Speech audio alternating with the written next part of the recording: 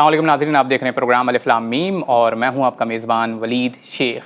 اللہ تعالیٰ نے انسانوں کی ہدایت کے لیے دین اسلام کو منتخب کیا ہے، اور دین اسلام کی سورسز میں اولین قرآن ہیں اور اس کے بعد سنت اور رسول اکرم صلی اللہ علیہ وسلم کی احادیث، اور جس میں مسلمانوں کا پھر اجماع بھی شامل ہے۔ اس حوالے سے ظاہر ہے ایک روایت رہی ہے، 1400 سال کا ایک عرصہ گزر چکا ہے، اور اس میں جو اسکالرلی ہماری ٹریڈیشن ہے کہ جس کے اندر رسول اکرم صلی اللہ علیہ وسلم کی تمام تر تعلیمات کو پریزرو کیا گیا ہے۔ قرآن اس متعلق بہت زیادہ واضح ہے کہ قرآن فرماتا ہے، اللہ تعالیٰ قرآن مجید میں ارشاد فرماتا ہے کہ جو بھی رسول خدا صلی اللہ علیہ وآلہ وسلم تمہیں دیں اسے لے لو، اور جس سے وہ منع کریں اس سے رک جاؤ۔ اس کے علاوہ بھی قرآن نے جب رسول اکرم صلی اللہ علیہ وآلہ وسلم کی رسپانسبلٹیز بتائی ہیں تو اس کے اندر بھی قرآن کی آیتوں کی تلاوت کرنا، قرآن کی تعلیم دینا اور انسانوں کا یعنی مسلمانوں کا تزکیہ کرنا بھی شامل ہے۔ ظاہر ہے قرآن کی روشنی میں، قرآن کی تعلیمات کی روشنی میں حدیث اور سنت کی جو اہمیت ہے وہ بالکل واضح ہو جاتی ہے، اور اس حوالے سے آپ کو پتہ ہے ہمارے فکری موضوعات بھی چلتے رہتے ہیں، اور جس میں ہم مختلف زاویوں سے ان ٹاپکس کو چھیڑنے کی کوشش کرتے ہیں، ڈسکشن کرنے کی کوشش کرتے ہیں، اور ڈفرینس آف اوپینین یعنی مختلف اوپینینز جاننے کی کوشش کرتے ہیں، تاکہ ظاہر ہے ایک گہرائی سے سمجھ سکیں، ڈیپ ذرا تھاٹ دے سکیں، ریزننگ کر سکیں کچھ ایشوز کے اوپر، اور اپنے عقائد کو ٹھوس بنا سکیں۔ آج اسی سلسلے کی ایک کڑی میں ہم نے بہت ہی خوبصورت مہمانوں کو اپنے پروگرام میں مدعو کیا ہے۔ ظاہر ہے اس حوالے سے اس لیے بھی کیونکہ ہمارے ملک میں آپ کو پتہ ہے ایک علم کے حوالے سے ایک فقدان پایا جاتا ہے، اور انٹلیکچوئلز بھی ہمارے ملک میں اس حساب سے نہیں ہیں جیسے ایک مہذب معاشروں میں پائے جاتے ہیں۔ مگر جو معزز مہمان آج ہمارے ساتھ موجود ہیں، مجھے بہت خوشی ہو رہی ہے کہ ان کا تعارف کرواتے ہوئے سب سے پہلے ہمارے ساتھ موجود ہیں جناب حسن الیاس صاحب، کسی بھی تعارف کے محتاج نہیں ہیں۔ غامدی ریسرچ سینٹر سے آپ کا تعلق ہے، اور آپ کی اکثر ویڈیوز سوشل میڈیا کی زینت بھی بنتی رہتی ہے، اور ٹاپکس کچھ ایسے چھیڑتے ہیں کہ جس سے ڈسکشن سے ظاہر ہے پھر بہت سارے لوگ بھی پھر اس کے اوپر ڈسکشنز کرتے ہیں، کمنٹس آتے ہیں، تو بہت اچھا ایک ماحول کریٹ کرتے ہیں سوشل میڈیا کے اوپر ریلیجیس ڈسکشنز وغیرہ کے حوالے سے۔ بہت خوشی ہو رہی ہے آپ کا تعارف کرواتے ہوئے۔ السلام علیکم سر۔ وعلیکم السلام۔ مزاج گرامی، اللہ کا شکر عنایت۔ اور پھر دوسری شخصیت جو ہمارے ساتھ موجود ہیں ان کا تعلق بھی غامدی ریسرچ سینٹر سے ہے اب، اور ان کی شخصیت ایک انسپائرنگ شخصیت ہے اس حیثیت میں کہ ان کا بیک گراؤنڈ جو تھا وہ کچھ اور تھا، اور پھر انہوں نے ایک بہت ہی بڑی ٹرانسفارمیشن سے گزرے، اور پھر اب جو جس طرح سے ان کی شخصیت کا تعارف کروایا جاتا ہے عام طور پہ وہ ایک بالکل الگ تعارف ہے۔ تو اس حیثیت میں بہت ہی انسپریشنل پرسنالٹی ہے مسلمانوں کے لیے، نوجوانوں کے لیے خاص طور پہ، جناب حمزہ علی عباسی صاحب۔ السلام علیکم حمزہ صاحب۔ السلام علیکم جی، اور بہت شکریہ فار سچ کائنڈ ورڈز، میں بہت مشکور ہوں جی آپ کا، تھینک یو سو مچ۔ بہت شکریہ حمزہ بھائی آپ کا بھی، حسن بھائی آپ کا بھی، کہ آپ نے اپنا قیمتی وقت ہمارے اس پروگرام کے لیے نکالا ہے۔ ہم آج خاص طور پہ ناظرین حدیث کے حوالے سے بات کریں گے، اور حدیث کی حجیت کے اوپر بات کریں گے، حدیث کا اسٹیٹس اسلام میں ان 1400 سال میں مسلمانوں کے درمیان کیا رہا ہے، وہ اس کو کس طرح سے ٹریٹ کرتے تھے، اس کو کیا حیثیت دیتے تھے، کتنی امپورٹنس دیتے تھے، اچھا اس کی تاریخ کیا ہے، اور اس کی تدوین کس طرح سے ہوئی۔ ان تمام ٹاپکس کے اوپر آج بات کریں گے، کوشش کریں گے کہ ظاہر ہے وقت تو ہمارا کم ہی ہوتا ہے، مگر کوشش کریں گے کہ جتنا زیادہ ہم اس کو گہرائی سے اس کے اوپر بات کر سکیں۔ حسن علیہ صاحب، سب سے پہلے حدیث کی ایک تو سب سے پہلے ڈیفینیشن کے اوپر میرے خیال سے بات کر لیں۔ سب سے پہلے ڈیفینیشن، آپ ہاؤ ڈو یو ڈیفائن حدیث؟ دیکھیے، حدیث کی بہت سادہ سی ڈیفینیشن ہے، رسالت مآب صلی اللہ علیہ وسلم کی قول، فعل، تقریر و تصویب کی جو تاریخی ریکارڈ ہے اس کو حدیث کہا جاتا ہے۔ آپ صلی اللہ علیہ وسلم دنیا میں آئے، آپ نے دین یہاں پر پیش کیا، اور دین پیش کرنے کے بعد آپ نے اس دین کی شرح و وضاحت کی، تفہیم و تبیین کی، اس دین پر مبنی اطلاقات میں مماثل صورتحال میں اس کا اطلاق کیا، آپ نے اس پر عمل کا ایک نمونہ پیش کیا۔ اس سب کا جو تاریخی ریکارڈ ہے، آپ کے اجتہادات، آپ کے علم و عمل کی روایت، اس کو حدیث کہا جاتا ہے۔ ٹھیک، اچھا اب سنت کو کس طرح سے ڈیفائن کرتے ہیں آپ؟ سنت دین کا مستقل ماخذ ہے۔ قرآن مجید نے جس وقت پیغمبر کو قرآن مجید نازل کرتے ہوئے یہ ہدایت کی کہ آپ یہ کوئی نیا دین لے کر نہیں آ رہے، یہ وہی دین ہے جو اس سے پہلے تمام پیغمبروں کو دیا گیا تھا، جی، آپ نے انہی کے ٹریڈیشن کو فالو کرنا ہے، ان اتبع ملت ابراہیم حنیفہ۔ ٹھیک، تو دین کے عملی احکامات جو عمل کے ذریعے منتقل پہلے ہوتے چلے آئے تھے، وہ رسالت مآب صلی اللہ علیہ وسلم کے ذریعے اس کی تجدید، تصویب، اس کے اندر کوئی اضافہ تھا، اس کو زندہ کرنا تھا، آگے بڑھانا تھا، وہ بڑھا کر آپ صلی اللہ علیہ وسلم نے اس کو آگے پہنچا دیا. یہ دین کے مستقل بذات انڈیپینڈنٹ عملی احکامات ہیں جو اجماع اور تواتر کے ذریعے پوری امت میں آگے رسالت مآب صلی اللہ علیہ وسلم نے جاری فرمائے.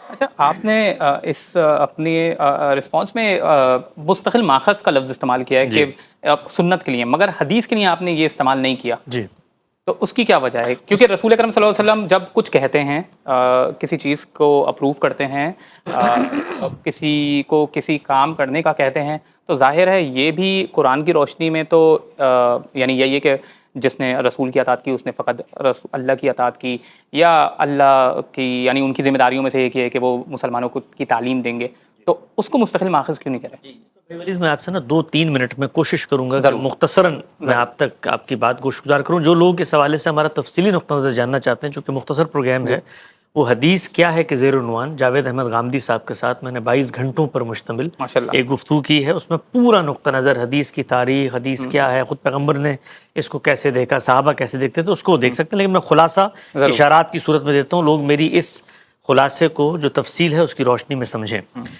روئے زمین پر دین کا تنہا ماخذ وہ ایک شخص کی ذات ہے، اور وہ ہے پیغمبر صلی اللہ علیہ وسلم. یعنی وہ ہیں جو بتائیں گے مجھے کہ دین کیا ہے. میں کسی چیز سے واقف نہیں ہوں. میری فطرت میں اللہ نے ہدایت ڈالی، نیکی بدی کا شعور ڈالا، میں اختلافات کرتا تھا، اللہ تعالیٰ نے کہا میں نے پیغمبر بھیجے، پیغمبر کے ساتھ کتاب بھیج دی، وہ کتاب میرے فیصلے کرتی ہے. روئے زمین پر دین کا تنہا ماخذ صرف ایک چیز ہے، وہ پیغمبر صلی اللہ علیہ وسلم کی ذات والا صفات. رسول اللہ صلی اللہ علیہ وسلم نے جس وقت آپ دنیا میں مبعوث ہوئے تو ہم تک اللہ کی ہدایت کیسے پہنچائی؟ تو 3 طریقوں سے پہنچائی. ایک، اللہ کے پیغمبر نے قرآن مجید دیا، وہ ہمارے آپ کے درمیان متفق علیہ ہے. دوسری چیز، اللہ کے پیغمبر نے سنت دی. سنت کا مطلب کیا ہے؟ طریقہ. کس چیز کا طریقہ؟ دین کا طریقہ. مثال کے طور پہ قرآن مجید نے کہا نماز پڑھو.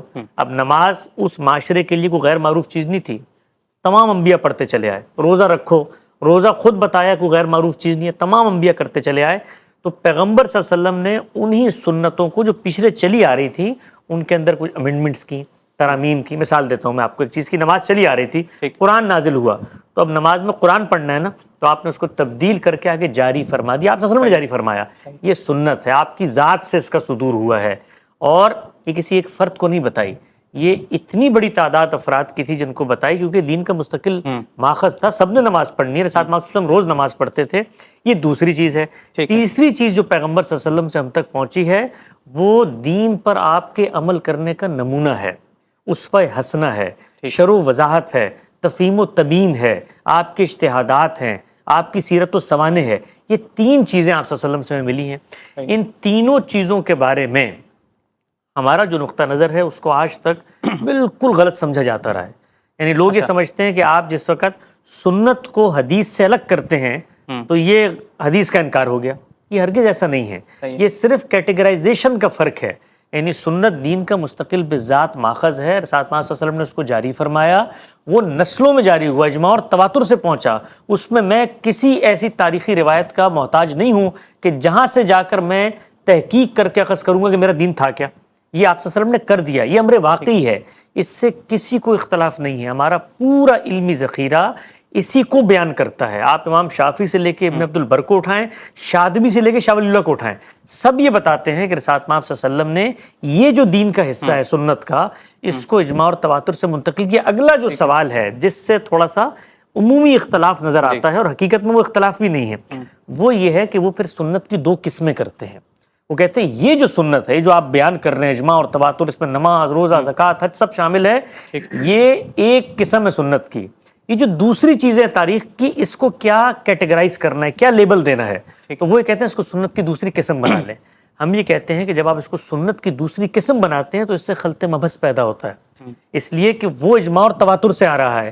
یہ لوگ اس کو بیان کر رہے ہیں، اپنی ایما پہ بیان کر رہے ہیں، اس کا اہتمام رسول اللہ نے کیا ہے. یہاں پہ لوگوں کا انیشیٹو ہے کہ میں نے ایک بات سنی، روایت بالمعنی کے اصول پہ لوگوں کو پہنچا دی. یہ اس وجہ سے ہم یہ تقسیم نہیں کر رہے ہوتے کہ یہ حدیث ضمنی ماخذ سے آ گئی، تاریخی ماخذ سے آ گئی، نہیں.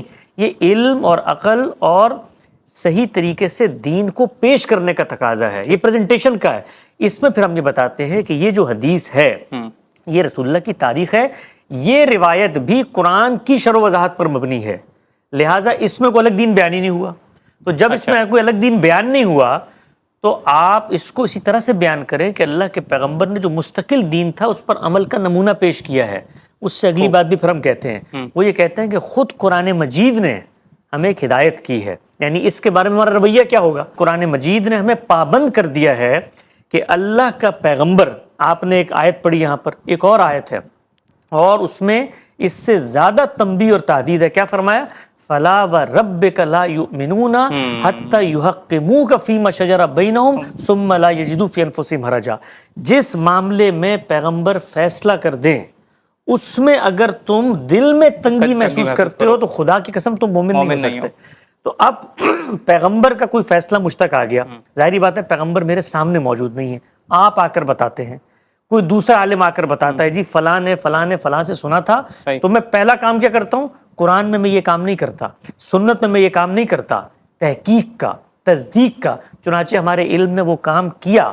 کبھی آپ نے سنا کہ ہمارے علماء نے کہا ہو جی قرآن ان راویوں سے آئے، ان پر جر و تعدیل کرتے ہیں؟ نہیں، حدیث میں وہ کام کرتے ہیں. کیوں؟ اس لیے کہ تاریخی نوعیت سے ذخیرہ منتقل ہوا ہے. جب میرا اس پر اطمینان ہو جاتا ہے اور اس میں رسول اللہ کا کوئی فیصلہ نقل ہوا ہے، یہ بھی میں واضح کر دوں کہ رسول اللہ کے فیصلے ہوتے کیوں ہیں؟ اس لیے کہ قرآن نے جو ہدایت دی ہے اس کا کوئی عقلی مضمر ہوگا یا کوئی لسانی مضمر ہوگا، شرح و وضاحت اس کو کھول دیتی ہے. شرح و وضاحت ہوتی ہے، اس کو لازماً. یہ بالکل ایسے ہی ہے کہ میں ایک شعر کی شرح کروں آپ کے سامنے تو آپ مجھ سے کیا مطالبہ کریں گے؟ بھئی شعر میں بتاؤ یہ کہاں پائی جاتی ہے. تو ہمارے محدثین نے یہی اصول بنایا ہے کہ جو رسول اللہ کی نسبت سے روایت آتی ہے اس کو قرآن و سنت پر مبنی ہونا چاہیے. تو ہم ان تمام روایات کو جو ذخیرہ ہمارے سامنے آیا ہے اس کو ماننا، اس میں رسول اللہ کے جو فیصلے موجود ہیں اس کو ایمان کی بنیاد سمجھتے ہیں. اور ان سے سر منہ انحراف کرنا یہ حدیث سے انحراف نہیں ہے، یہ رسول اللہ صلی اللہ علیہ وسلم اور قرآن مجید سے انحراف ہے. تو خاتمہ میں جملہ بس آپ سے کہہ دوں کہ حجیت حدیث کی جو پوری بحث پیدا ہوتی ہے یہ ہمارے نقطہ نظر کو بالکل سرے سے نہ سمجھنے کی وجہ سے پیدا ہوتی ہے. ٹھیک ہے، مصر پریزیڈنٹ کر ہوتے ہیں. ٹھیک ہے. اچھا حسن الیاس صاحب، ظاہر ہے اس کے حوالے سے ایک دو سوالات میرے ذہن میں آ رہے ہیں جو آپ نے رسپانس دیا ہے. ناظرین ایک چھوٹا سا بریک لیتے ہیں، بریک کے بعد ہمارے ساتھ جناب حمزہ علی عباسی صاحب بھی موجود ہیں، ان سے بھی کچھ سوالات مجھے کرنے ہیں. ایک چھوٹا سا بریک کے بعد دوبارہ حاضر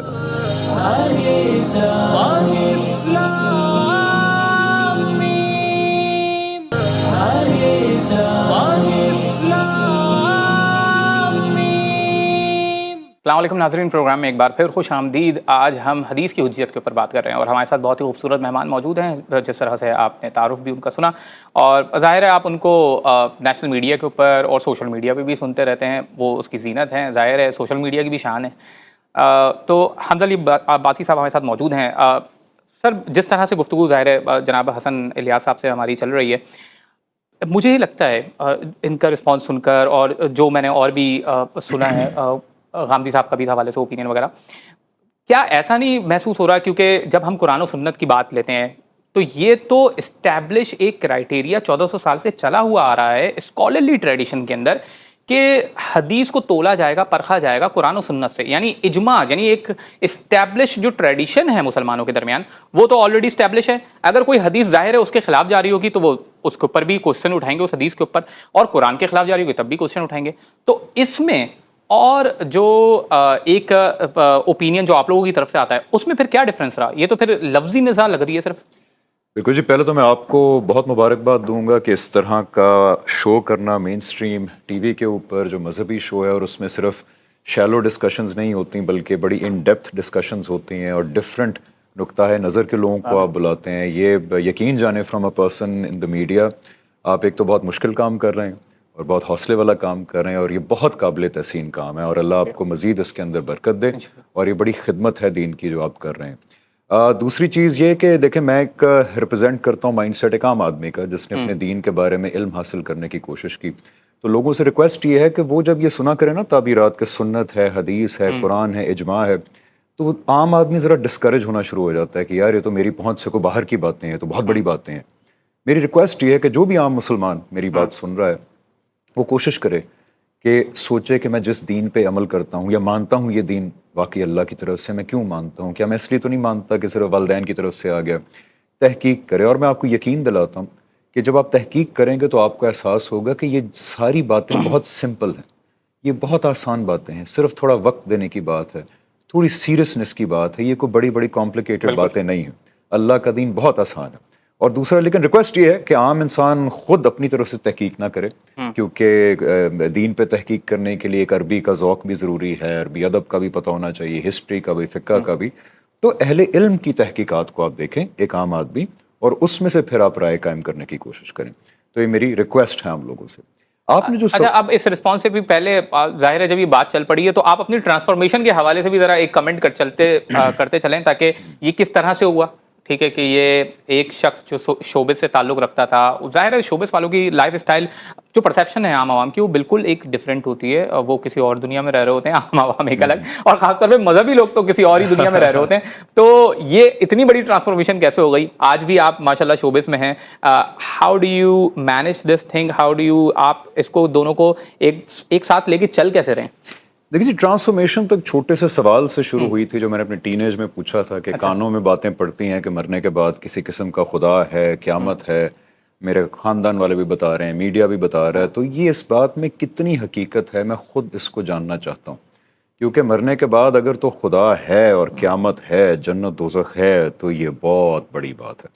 اس کو پلیز، اس بات کو عام الفاظ میں کہتے ہیں نا، ایزی مت لیں. یہ بہت بڑے پراسپیکٹس ہیں. ایک دفعہ زندگی میں سیریسلی انویسٹیگیٹ ضرور کریں کہ ان میں کوئی حقیقت ہے یا نہیں. اس سوال کے پرسوٹ نے مجھے جو ہے وہ پھر ڈفرینٹ ڈائریکشنز میں لے کے گیا. کٹنگ اٹ شارٹ، کچھ عرصہ پہلے 2011-10 کی بات ہے، یہ احساس ہوا کہ واقعی خدا موجود ہے، یہ ساری باتیں ٹھیک ہیں.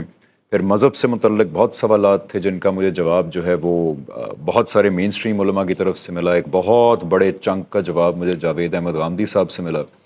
اور بس 2017-16 تک میرے سوالات ختم ہو گئے، جوابات سارے ملتے چلے گئے. اور پھر وہی ہوا جو قرآن میں آتا ہے، اسلمت بربکم، کہ پھر آپ کو سرنڈر کرنا پڑتا ہے کہ اچھا بھی اب میرے پاس کوئی سوال بچا نہیں ہے. تو اور جہاں تک دنیاوی زندگی کی بات ہے تو اس کے اندر دونوں عام طور پہ کنٹراسٹنگ چیز لگتی ہے نا، کہ مذہب کو اور شوبز کو ساتھ کیسے چلا سکتا ہے کوئی انسان. جی بالکل. اس کو کیسے مینیج کرنا ہے؟ ایسا انسان جس کی منزل اب ہے قیامت کے اندر سکسیس، یعنی کہ میرا، آپ کا، کسی کا بھی اس آدمی کا جو خدا پہ اور قیامت پہ یقین کرتا ہے، اس کا ایک ہی گول ہونا چاہیے کہ اس دن میں کامیاب کیسے ہوں. تو پھر آپ کی نمبر 1 پرائیورٹی یہ بننی چاہیے کہ جو مجھے خدا نے احکامات دیے ہیں میں اس کے کوئی باہر کام نہ کروں. تو اگر میں اس دین کی تعبیر سے متفق ہوتا جس میں فار ایگزامپل ہر طرح کے فنون لطیفہ جو ہے وہ جائز نہیں ہیں، تو پھر ظاہری بات ہے میں بالکل بھی نہ کرتا. اور وہ لوگ جو مانتے ہیں اس تعبیر کو کہ میوزک سارا حرام ہے، ایکٹنگ بھی حرام ہے، پینٹنگ بھی حرام ہے، ان سے پھر ریکویسٹ ہے کہ جو وہ مانتے ہیں اسی پہ عمل درآمد کریں. لیکن میں جس دین کی تعبیر سے متفق ہوں، جس کے اس دور کے اندر روح رواں جو ہیں وہ جاوید احمد غامدی صاحب ہیں، اس کے اندر تمام فنون لطیفہ ایک بہت ہی مقررہ اخلاقی حدود کے اندر جائز ہے. تو اس لیے میرے لیے کوئی کانٹرڈکشن پیدا نہیں ہوتی. اور ظاہری بات ہے اب جس طرح کا میڈیا ہے اس میں وہ چیزیں جو اللہ تعالیٰ نے حرام قرار دی ہیں اس سے بہت ساری چیزیں نارملائز بھی ہو گئی ہیں. تو اللہ تعالیٰ کی حدود کا خیال کرتے ہوئے کبھی کبھی جب کوئی کوتاہی ہو جاتی ہے تو پھر میں قرآن کی اس آیت کو یاد کرتا ہوں کہ اللہ تعالیٰ کہتے ہیں بڑے گناہوں سے بچ کے رہو، چھوٹے گناہوں کو میں معاف کر دوں گا. تو اس چیز سے بڑی تسلی آتی ہے. لیکن دنیاوی زندگی گزارنے کا ایک ہی مقصد ہے کہ اس آخرت کی جواب دہی میں میکسیمم سکسیس حاصل کی جائے. تو لیکن میری زندگی میں کانٹرڈکشن اس لیے پیدا نہیں ہوتی بیکاز میری دین کی تعبیر جس سے متفق ہوں وہ اجازت دیتی ہے. اب اصل پوائنٹ یہی ہے کہ انسان کے لیے، خود کے لیے یہ اطمینان ہو کہ، اور دیکھیں قرآن نے ایمفسائز کیا اس بات پہ، حسن بھائی اس کو جو ہے وہ اوتھینٹیکیٹ کریں گے کہ جو آپ دل سے مانتے ہیں دین کی تعبیر ہے اس پہ عمل درآمد کریں. علمی غلطیوں کو اللہ تعالیٰ معاف کر دیں گے لیکن سنسیریٹی پہ کمپرومائز نہیں کریں گے. اگر کسی چیز کو آپ واقعی دین کی تعبیر مانتے ہیں اور اس پہ عمل درآمد نہیں کرتے. ایک چھوٹا سا بریک کے بعد دوبارہ دے دو.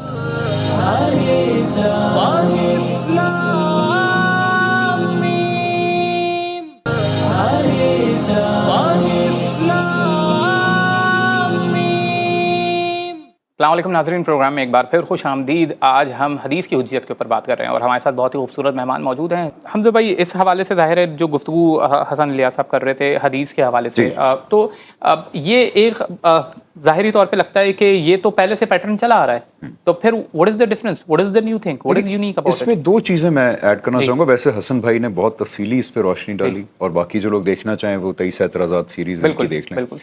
جو ڈفرینس ہے نا between this mindset and the other mindset, وہ میرے خیال ہے 2 سمرائز پوائنٹس ہیں. ایک یہ ہے کہ جو حدیث ہے کیا، اس کا کانٹینٹ کیا ہے، اور دوسرا اس کی موڈ آف ٹرانسمیشن کیا ہے.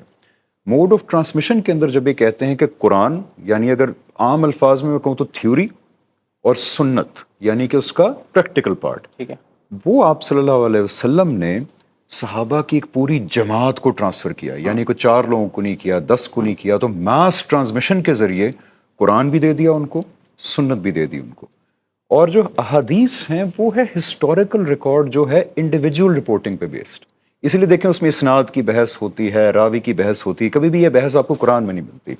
تو اس لیے ایک تو موڈ آف ٹرانسمیشن سے یہ بات ثابت ہے کہ جو علم ڈیوائن ہے اور تنقید سے، کرٹیسزم سے اور اسکروٹنی سے ماورا ہے وہ قرآن ہے اور وہ سنت ہے، کیونکہ وہ ایسے ہی ٹرانسمٹ ہوا جیسے ساری اسٹیبلش ہسٹری ٹرانسفر ہوتی ہے. یعنی مجھے آج پتہ ہے الیگزینڈر دا گریٹ ایگزسٹ کرتا تھا، کیوں؟ بیکاز ہزاروں لوگوں نے گواہی دی کہ ہم نے دیکھا ہے اس کو. تو اس لیے حدیث جو ہے وہ آپ صلی اللہ علیہ وسلم کے بارے میں ہسٹوریکل ریکارڈ ہے جو کہ کرٹیسزم سے بھی گزرتا ہے، اسکروٹنی سے بھی گزرتا ہے. دوسری چیز یہ کہ ہمارے ہاں ایک تھوڑا غلط کانسیپٹ بھی پایا جاتا ہے کہ جس کو ہم صحیح حدیث کہتے ہیں شاید وہ تمام تنقید سے ماورا ہے، یعنی اس بارے میں 100% یقین ہے کہ بات آپ صلی اللہ علیہ وسلم نے ہی کہی. میں حیران ہو گیا کہ جو اعلیٰ ترین محدث ہیں وہ یہ بات نہیں مانتے. آپ امام بخاری کو دیکھ لیں کہ انہوں نے کئی ایسی احادیث جو امام مسلم نے لیں اور اس کو صحیح قرار دیا، امام بخاری نے لی.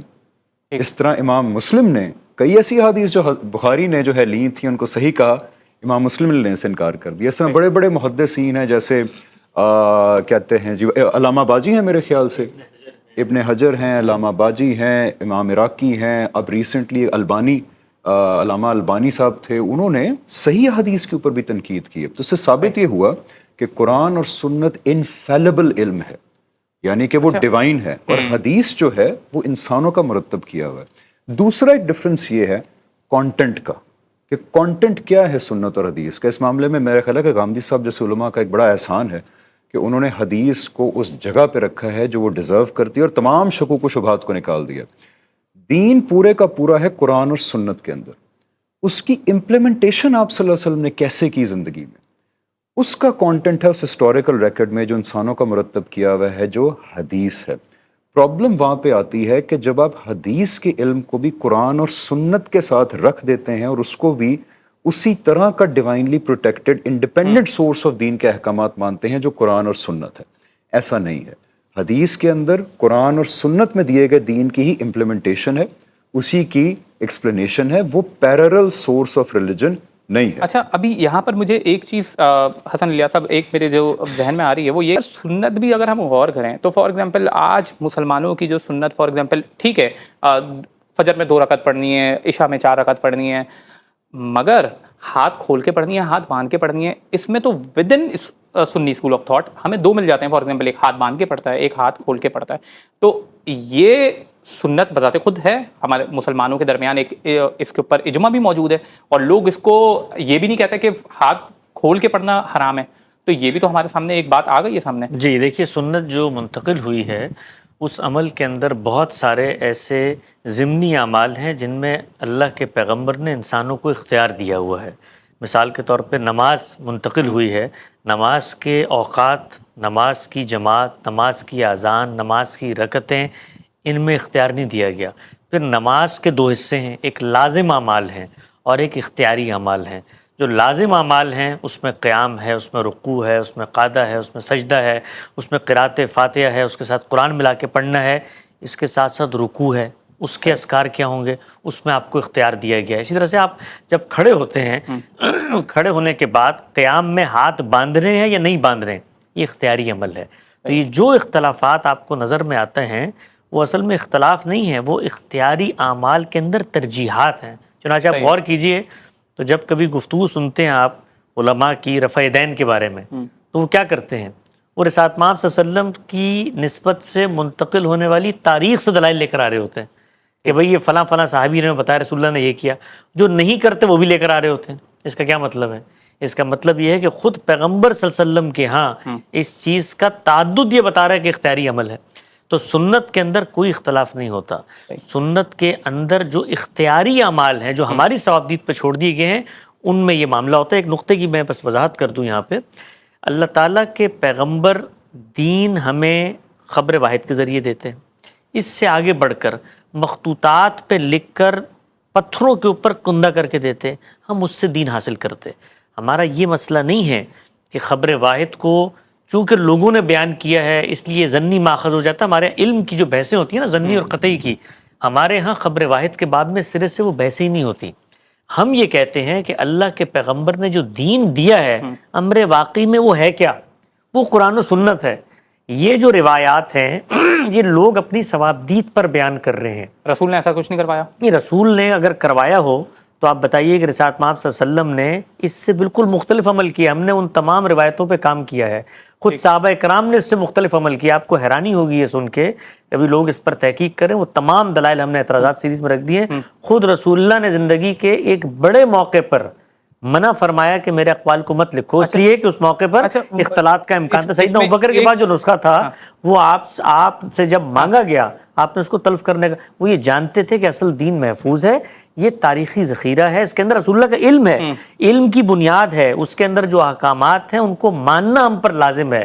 لیکن اس کے بارے میں یہ حقیقت ناقابل تردید ہے کہ اللہ کے پیغمبر نے جس طریقے سے قرآن و سنت کو آگے بڑھایا یہ طریقہ یہاں اختیار نہیں کیا. اچھا، کیونکہ پورے مسلمانوں کا 1400 سال سے اس بات کے اوپر اجماع ہے، ان کا عمل موجود ہے، پورے مسلمانوں کا اس حوالے سے یہ اوپینین ہے کہ حدیث حجیت رکھتا ہے، تو اس میں تو مجھے کوئی اختلاف ہی نہیں. ہاں مگر یعنی میں نے تو اس سے آگے بڑھ کے بات کی ہے. یہ جو آپ مجھے بتا رہے ہیں 1400 سال سے اتفاق ہے، میں تو اس سے آگے بڑھ کے بات کر رہا ہوں. میں یہ کہہ رہا ہوں بلکہ آپ کو حیرانی ہوگی یہ بات سن کے کہ وہ علم کہتا ہے کہ یہ ضنی ماخذ ہے، اس میں صحیح اور غلط کا امکان موجود ہے. اس کی بنیاد پر آپ کسی شخص کے اس کو سنت کی جب دوسری قسم قرار دیتے ہیں تو وہ بتاتے ہیں کہ جو پہلی قسم ہے اس کا اگر آپ انکار کرتے ہیں تو آپ دائرہ اسلام سے خارج ہو جاتے ہیں. ہم تو اس سے آگے بڑھ کے بات کر رہے ہیں کہ یہ جو پیغمبر کے ارشادات ہیں، حجیت کی بحث تو بہت پیچھے رہ جاتی ہے. ان کے آگے سر تسلیم خم اگر آپ نے نہیں کیا تو آپ کا ایمان ہی نہیں پایا جاتا. یعنی مجھ تک رسول اللہ کی اگر کوئی بات پہنچ گئی اور میں نے اس کو مانتے ہوئے کہ یہ رسول اللہ کی بات تھی، تحقیق کے مراحل سے گزار کے انکار کر دیا، میں رسول اللہ کے فیصلے کو نہیں مان رہا. قرآن مجید نے کہا، ایک مثال دیتا ہوں، مثال بڑا اچھا کام کرتی ہے. قرآن مجید نے کہا کہ دو بہنوں کو نکاح میں جمع نہ کرو. رسالت مآب صلی اللہ علیہ وسلم نے قرآن کے اسی اصول پر مبنی ایک تفہیم کی ہے. انہوں نے کہا اسی طرح سے خالہ بھتیجی چچی بھانجی کو بھی جمع نہیں کر سکتے. اب یہ فیصلہ اگر مجھ تک پہنچ گیا رسول اللہ کا اور میں اس کو ماننے سے انکار کرتا ہوں تو میں مسلمان نہیں ہو سکتا. یعنی حجیت حدیث کی بحث ثانوی بحث ہے، یہ پیغمبر کا فیصلہ ہے مبنی بر قرآن. تو پیغمبر کے فیصلے کا انکار در حقیقت ہمارے نزدیک وہ قرآن کا انکار بن جاتا ہے. حجیت حدیث بہت ثانوی چیز ہے. ایک میں چیز ایڈ کر سکتا ہوں بیچ میں؟ جی ضرور.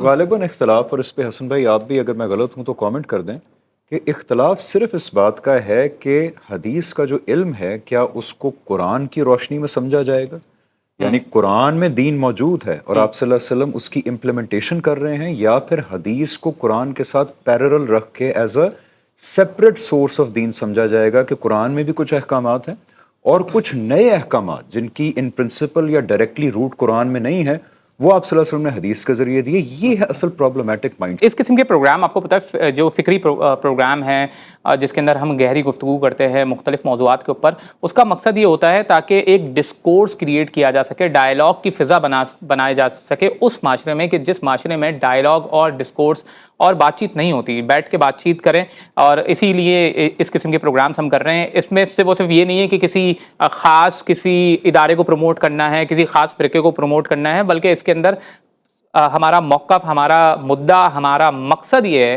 کہ ڈائلاگ اور ڈسکشن کو پروموٹ کیا جائے اور ساتھ بیٹھ کے بات کی جائے اور مختلف اوپینینز کو جانچنے کی، سننے کی عادت اپنائی جائے. ناظرین، پھر کسی نئے موضوع کے ساتھ، فکری موضوع کے ساتھ، کسی اور لوگوں کے ساتھ، کسی اور ادارے سے تعلق رکھنے والے لوگوں کے ساتھ انشاءاللہ حاضر ہوں گے. تب تک کے لیے اپنے میزبان ولی شیخ کو دیجیے اجازت.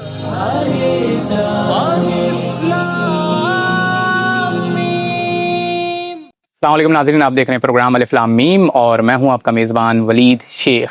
اللہ تعالیٰ نے انسانوں کی ہدایت کے لیے دین اسلام کو منتخب کیا ہے. اللہ تعالیٰ قرآن مجید میں ارشاد فرماتا ہے کہ جو بھی رسول خدا صلی اللہ علیہ وآلہ وسلم تمہیں دیں اسے لے لو، اور جس سے وہ منع کریں اس سے رک جاؤ.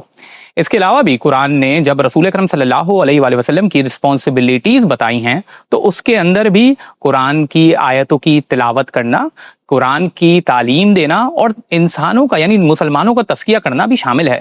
ظاہر ہے قرآن کی روشنی میں، قرآن کی تعلیمات کی روشنی میں حدیث اور سنت کی جو اہمیت ہے وہ بالکل واضح ہو جاتی ہے. اور اس حوالے سے آپ کو پتہ ہے ہمارے فکری موضوعات بھی چلتے رہتے ہیں. آج اسی سلسلے کی ایک کڑی میں ہم نے بہت ہی خوبصورت مہمانوں کو اپنے پروگرام میں مدعو کیا ہے. ظاہر ہے اس حوالے سے اس لیے بھی کیونکہ ہمارے ملک میں آپ کو پتہ ہے ایک علم کے حوالے سے ایک فقدان پایا جاتا ہے، اور انٹلیکچوئلز بھی ہمارے ملک میں اس حساب سے نہیں ہیں جیسے ایک مہذب معاشروں میں پائے جاتے ہیں. مگر جو معزز مہمان آج ہمارے ساتھ موجود ہیں، مجھے بہت خوشی ہو رہی ہے کہ ان کا تعارف کرواتے ہوئے سب سے پہلے ہمارے ساتھ موجود ہیں جناب حسن الیاس صاحب. کسی بھی تعارف کے محتاج نہیں ہیں.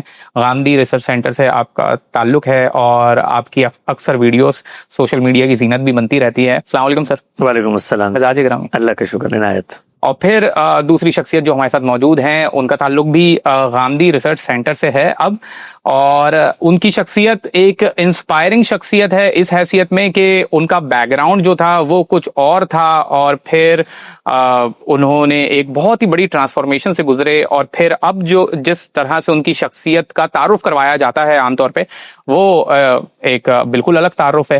تو اس حیثیت میں بہت ہی انسپریشنل پرسنالٹی ہے مسلمانوں کے لیے، نوجوانوں کے لیے خاص طور پہ جناب حمزہ علی عباسی صاحب. السلام علیکم حمزہ صاحب.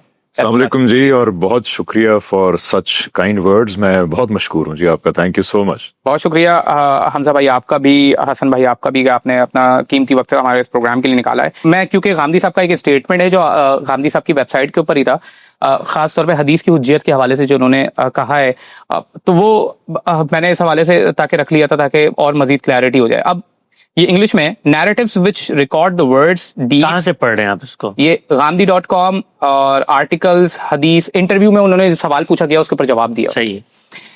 تو انہوں نے کہا ہے کہ آئی ہیو ریٹن، کہ اب وہ کوٹ، narratives which record the words, deeds or tacit approvals of the prophet, generally called hadith, cannot add anything to the beliefs and practices of religion. جی ہاں بالکل ٹھیک. یہ وہی بات ہے جو میں آپ سے کر رہا ہوں. بالکل ٹھیک بات ہے.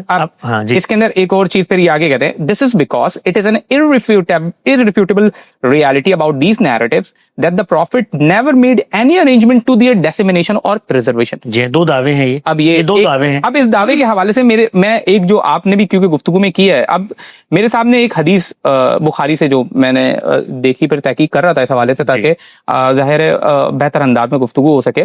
یہ حضرت علی سے روایت ہے. جی بخاری میں روایت ہے، صحیح بخاری کی جو حدیث نمبر 3112 اور 3111.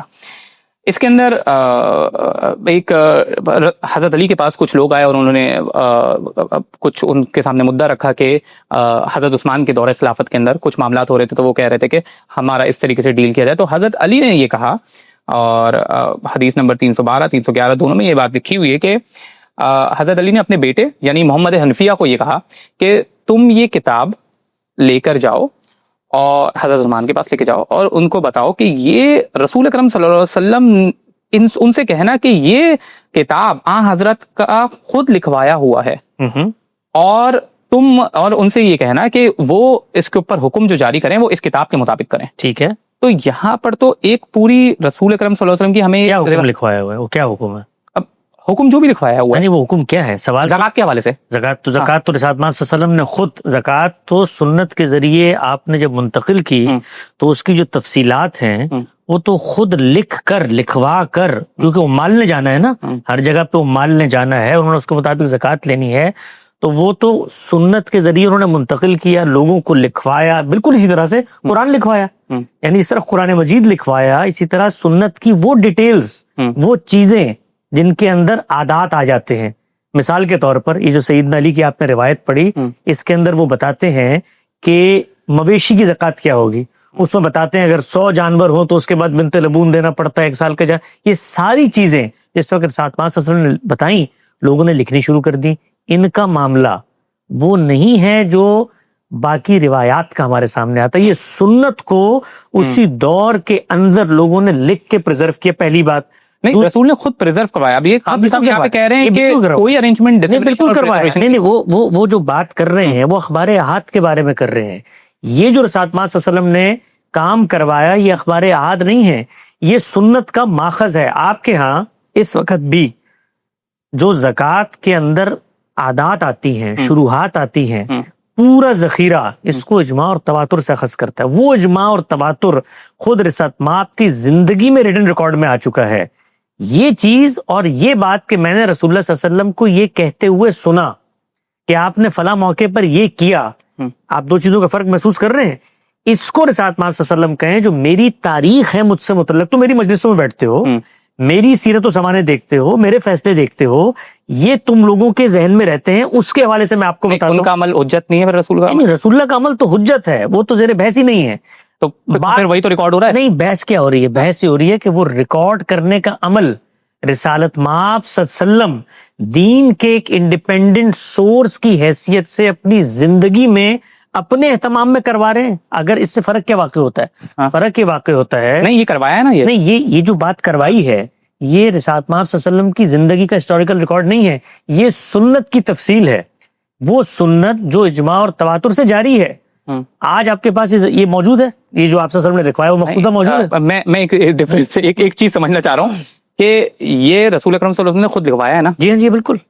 تو یہ سنت یعنی یہ حضرت علی نے لوگوں کو دیکھ کے یا رسول کو دیکھ کے نہیں لکھا. ہاں, خود انہوں نے خود لکھوایا ہے. بالکل. یہ تو حدیث ہیں. نہیں, یہ حدیث نہیں ہے نا, اور اس کے علاوہ یہ بھی ہے حدیث نہیں ہے نا, یہ سنت کی تفصیل ہے.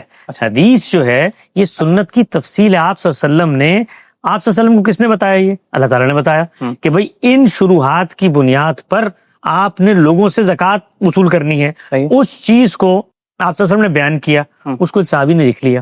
اب اگلی بات میں آپ کو بتاتا ہوں, یہ جو ذخیرہ روایات ہمارے پاس آتا ہے اس کے اندر ان سنن جو آپ صلی اللہ علیہ وسلم نے جاری فرما دی ان کی شرح و وضاحت, تفصیلات, اطلاقات کو خود صحابہ بھی نوٹ کرتے ہیں.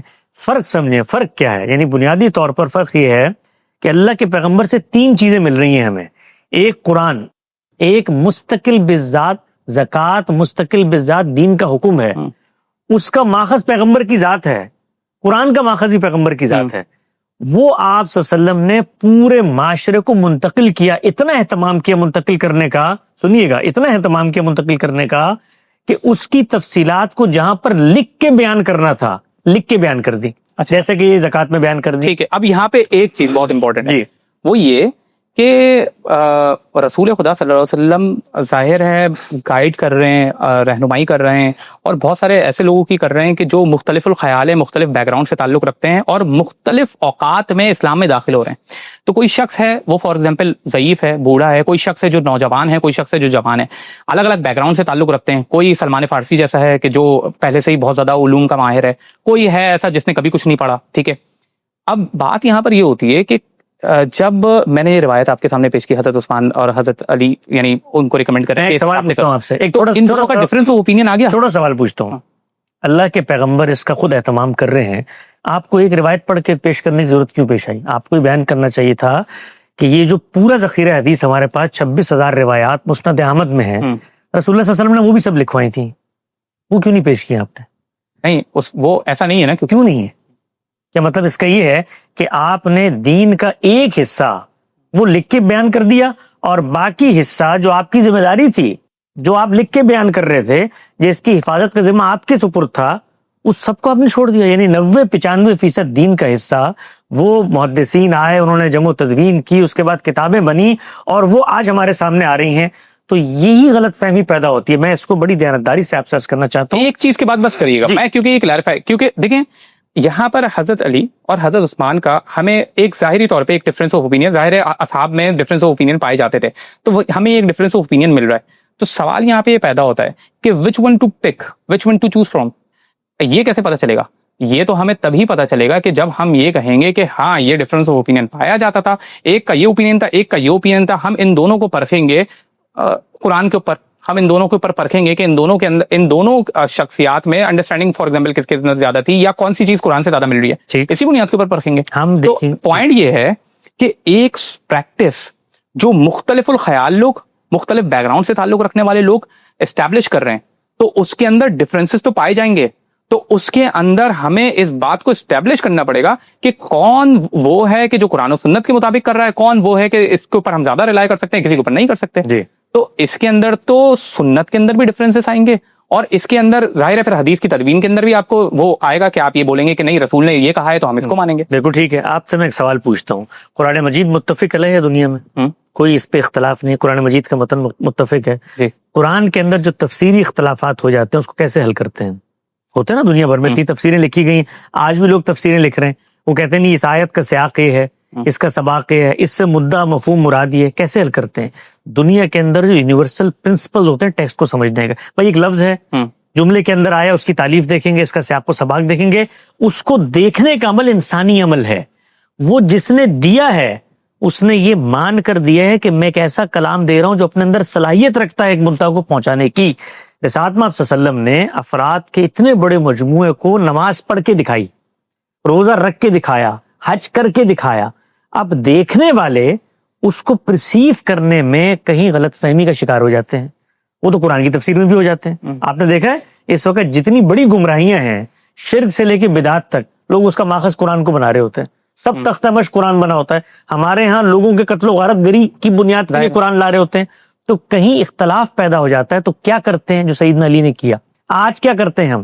آج جب ہمارے پاس کوئی آدمی آتا ہے کہتا ہے جی میں یہ کام، کہتے ہیں سنت نہیں ہے بھائی، یہ جو آپ جس چیز کو کہہ رہے ہیں آپ کو کیسے پتا؟ میں کہوں گا سنت آج تم انیشیٹ نہیں کر رہے، پیغمبر نے انیشیٹ کی تھی اور افراد کی اتنے بڑے مجموعے میں کی تھی جس کا جھوٹ پہ جمع ہونا عقلاً محال ہے. آؤ ذرا تاریخ کا مطالعہ کر کے دیکھتے ہیں. کوئی شخص کہتا ہے جی یہ میلاد منانا بھی سنت ہے، تو میں سب سے پہلا سوال اس سے کروں گا کہ یہ جو تم اس کو سنت کہہ رہے ہو نا، رسالت مآب کی زندگی میں اس کو دکھاؤ انیشیٹ ہوتا ہوا. اور جس وقت یہ چیز انیشیٹ ہوتی تھی تاریخ کے سپرد ہو رہی تھی، ساتھ ساتھ خود فقہا سنت کا ریکارڈ لکھ رہے تھے. فقہ بھی سنت کو انیشیٹ نہیں کرتی، حدیث بھی سنت کو انیشیٹ نہیں کرتی، وہ تاریخی ریکارڈ ہے. اس تاریخی ریکارڈ میں جو نقطے کی بات انہوں نے بھی آپ سے عرض کی تھی وہ یہ ہے کہ صرف ایک چیز دیکھنی ہے. میں بڑی دردمندی سے دعوت دیتا ہوں اپنے اہل علم علماء کو کہ اس کشاکش اور اس جس کو آپ کہتے ہیں نا تنفر کی نفسیات سے نکلیں، موقف سمجھیں کیا ہے. صرف اور صرف اصطلاحات کا فرق ہے اور کچھ بھی نہیں. آپ نے سوال پوچھا نا فرق کیا رہ گیا؟ کوئی فرق نہیں ہے. ایگزیکٹلی کوئی فرق نہیں ہے. قرآن مجید پیغمبر نے دیا، سنت پیغمبر نے دی، روایت پیغمبر کی نسبت سے منتقل ہوئی. یہ 3 چیزیں ہیں. پہلی 2 چیزیں اجماع اور تواتر سے منتقل ہوئی، کوئی اختلاف نہیں ہے اس میں. پورا علم ہمارا کہتا ہے کہ یہ قرآن مجید اور سنت مستقل ماخذ ہے. اب یہ جو تیسری چیز ہے اس کو نام کیا دینا ہے، وہ یہ کہتے ہیں سنت کی دوسری قسم بنا دو اس کو. ہم کیا کہتے ہیں؟ ہم یہ کہتے ہیں کہ اس کو اسی جگہ پر رکھو جو امر واقعی کے مطابق ہے. نہ پیغمبر نے انیشیٹ کی، نہ لکھنے کی ترغیب دی. میں تو آپ کو آگے بڑھ کے یہاں تک کہتا ہوں ہم نے اس پر 20-25 گھنٹے گفتگو کی ہے، صحابہ کا عہد بہد مطالعہ کیا ہے. جن بڑے جلیل القدر صحابہ کے پاس اس کی تدوین موجود تھی ان کے ہاں یہ کلیئرٹی موجود تھی کہ اس میں کوئی مستقل بذات دین نہیں ہے. یہاں تک ہوا کہ سیدنا ابوبکر کے پاس جو نسخہ تھا جس پہ انہوں نے خود سے تاریخ لکھی تھی رسول اللہ کی، اس کو انہوں نے تلف کر دیا. سیدنا عمر کے ساتھ یہ معاملہ ہوا. کیوں؟ اس لیے کہ وہ جانتے 2 چیزیں تھیں. صحابہ کے اندر ایک مزاج تھا، رسالت پاک صلی اللہ علیہ وسلم نے خود فرمایا تھا کہ میری نسبت سے اگر کسی نے کوئی ایسی بات نقل کی جو میں نے نہیں کی ہوگی تو اس نے اپنا ٹھکانہ جہنم میں بنا لیا. تو ان کے ہاں یہ تحفظ تھا کہ ہم کہیں نعوذ باللہ رسول اللہ کی نسبت سے کوئی لفظ اوپر نیچے نہ کر دیں. لیکن وہ یہ بھی جانتے تھے کہ یہ جو ذخیرہ ہمارے پاس موجود ہے اگر ہم اس کو نقل نہیں کرتے تو اس سے دین کو کوئی فرق نہیں پڑے گا. دین قرآن و سنت میں محصور ہے. ہاں دین کے علم پہ فرق پڑے گا. میں ایک چھوٹا سا بریک لے رہا ہوں کیونکہ we are running out of time. ایک چھوٹا سا بریک کے بعد حاضر ہوتے ہیں تاکہ اس کے اوپر مزید گفتگو کریں. اب سوال یہاں پر یہ پیدا ناظرین ایک چھوٹا سا بریک کے بعد حاضر ہوتے ہیں، پھر وہ سوالات جو ذہن میں آ رہے ہیں اوپر ان سے پوچھتا ہوں. چھوٹا سا بریک کے بعد حاضر.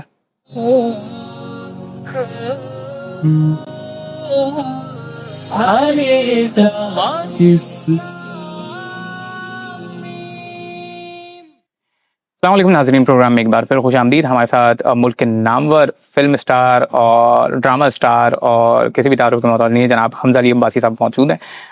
حمزہ بھائی، سب سے پہلے ظاہر ہے اس حوالے سے مسکنسیپشنز پائی جاتی ہیں، لوگوں کے مختلف نظریات ہیں، لوگ کچھ سنتے ہیں ویڈیو. اب تو سوشل میڈیا کا زمانہ ہے تو ویڈیو کا چھوٹا سا کلپ آپ نے کاٹا، وہ لگا دیا اور بالکل ہی مس ریپرزینٹ کر دیا گیا آپ کو. تو کیا حدیث کو اگر کوئی نہیں مانتا، حدیث کی حجیت کا انکار کرتا ہے، تو وہ آپ کی نظر میں مسلمان ہے؟ دیکھیں جی، ہو ہی نہیں سکتا. یہ بات کیسے ممکن ہے کہ میرے تک ایک بات پہنچے اور میری اس بات پہ یا کوئی علمی شخصیت ہو اس کی اس بات پہ اطمینان ہو جائے کہ غالب امکان یہ ہے کہ آپ صلی اللہ علیہ وسلم نے یہ بات کہی ہے، تو اس کا انکار کیسے کیا جا سکتا ہے؟ ٹھیک ہے، وہ تو مسلمان ہی نہیں. اس میں ایک چیز میں ایڈ کر دوں جو آپ نے بڑی اچھی، اگر مجھے 2 منٹ آپ دیں. ضرور. کہ آپ نے زکوٰۃ والی بات کی، دیکھیں اس میں سمرائز اگر کریں تو آپ صلی اللہ علیہ وسلم نے قرآن کو بھی ایسے ہی ٹرانسفر کیا، یعنی قرآن صحابہ کو سنایا، یاد کرنے والوں نے یاد کر لیا، لکھنے والوں نے اس کو لکھ لیا. اس کے بعد جو سنت کے معاملات بھی ہیں وہ بھی آپ صلی اللہ علیہ وسلم نے ایسے کی کہ صحابہ کی ایک بڑی جماعت کو ایکشن میں ٹرانسفر کیا، کر کے دکھایا، کوئی چیز لکھوانی تھی اس کو خود اپنی نگرانی کے اندر لکھوایا. یہ ہے قرآن اور سنت. اس کے بعد جو ہم بات کر رہے ہیں نا حدیث، علم النبی، وہ یہ ہے کہ آپ صلی اللہ علیہ وسلم کو دوسرے لوگوں نے کچھ کہتے ہوئے سنا، کچھ کرتے ہوئے دیکھا اور خود جا کے اس کو لکھا اور آگے ٹرانسفر کیا. صرف بحث چھوٹی سی چیز کی، ایک تو ٹرمینالوجی میں فرق ہے، چھوٹی سی بحث ہے، وہ یہ کہ جب حدیث والا علم آپ کے سامنے آئے تو اس کو آپ قرآن اور سنت کی روشنی میں سمجھیں. حدیث کے اندر یہ ممکن نہیں ہے کہ کوئی نیا حکم آپ صلی اللہ علیہ وسلم نے دے دیا ہو اور وہ قرآن مخالف، قرآن اور سنت میں نہ ہو. فار ایگزامپل میں ایک چھوٹی سی مثال دیتا ہوں کہ حدیث کے اندر آ جاتا ہے کہ جی آپ صلی اللہ علیہ وسلم نے جو زنا کی سزا ہے وہ شادی شدہ کا سوال پوچھا اور رجم کی دے دی. قرآن کے اندر جو ہے وہ زنا کی سزا کوڑے ہے اور سزائے موت صرف 2 صورتوں میں دی جا سکتی، قتل اور فساد فی الارض. اب جو انڈیپینڈنٹ دیکھتے ہیں دین کو حدیث کو ایز اے سورس، وہ کہتے ہیں اچھا ٹھیک ہے زنا کی کوڑے سزا ہے لیکن شادی شدہ ہو تو رجم ہے. لیکن جو صحیح زاویہ ہے دیکھنے کا کہ حدیث کو قرآن کی روشنی میں سمجھا جائے، اور جب تحقیق بھی کی گئی ان ساری حدیث کے بارے میں تو پتہ لگا کہ آپ صلی اللہ علیہ وسلم نے وہ سزائیں اس لیے نہیں دی تھی کہ وہ شادی شدہ تھے، اس لیے دی تھی کیونکہ وہ فساد فی الارض کی کیٹیگری میں آتے تھے.